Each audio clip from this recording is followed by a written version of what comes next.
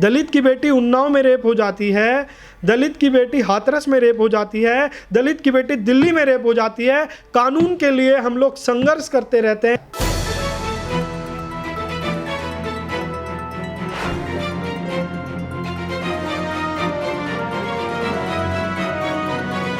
नमस्कार, मैं वंदना अग्रवाल और आप देख रहे हैं राइट इंडिया न्यूज़ चैनल।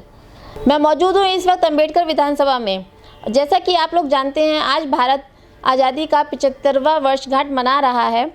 इन 75 सालों में हमने कितना कुछ पाया, क्या कुछ किया, कितनी आज़ादी के साथ हम जिए, इसी विषय में बातचीत करने के लिए आज हमारे साथ मौजूद हैं आम आदमी पार्टी के कार्यकर्ता व समाज सेवी हरीश मालावलिया जी।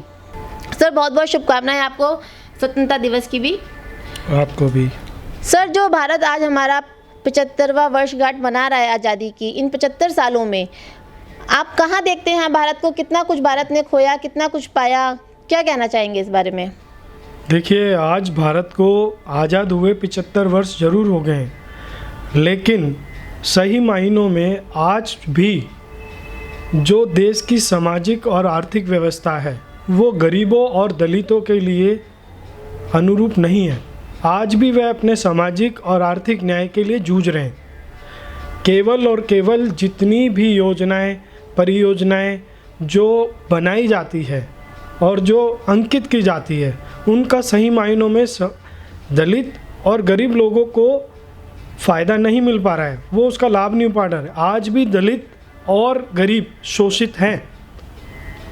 उसका सबसे बड़ा उदाहरण मैं आपको ये कह सकता हूँ कि केंद्र सरकार में भारतीय जनता पार्टी आज बैठी है।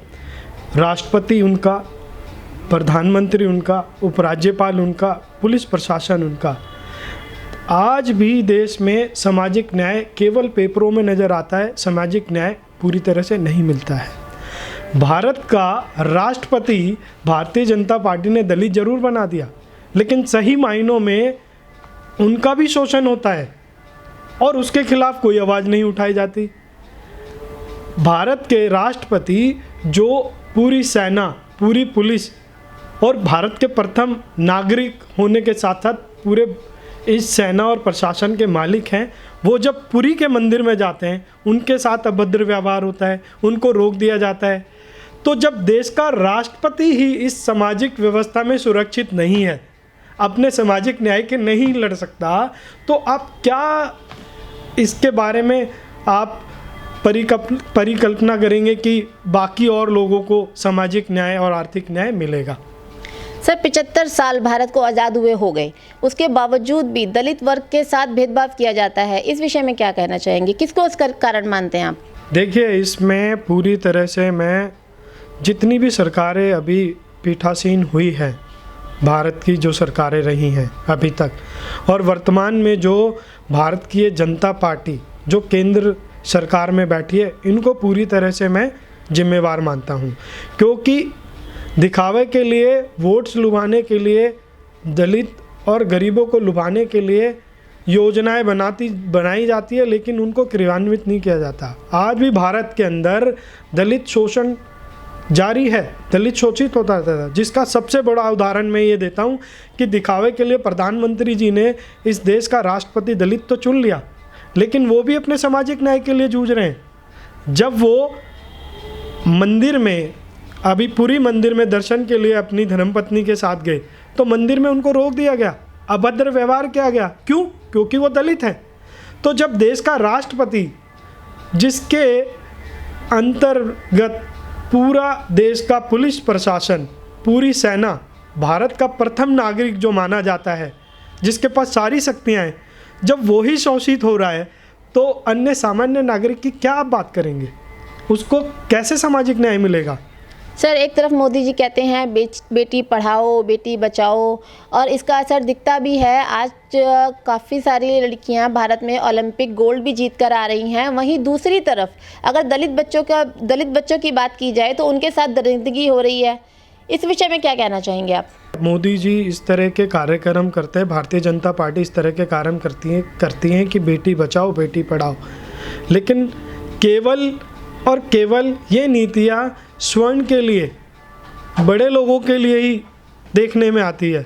आप देखिए, अगर मैं पिछले 5 साल में आपसे बात करता हूँ तो जितनी भी दलित की बेटी हो, चाहे वो उन्नाव में रेप हुआ, चाहे वो हाथरस में रेप हुआ, उसमें अभी भी दलित की बेटियों को कोई न्याय नहीं मिला है। फिर दिल्ली में ये दलित की बेटी के साथ हुआ, दलितों के मंदिर तोड़ दिए जाते हैं।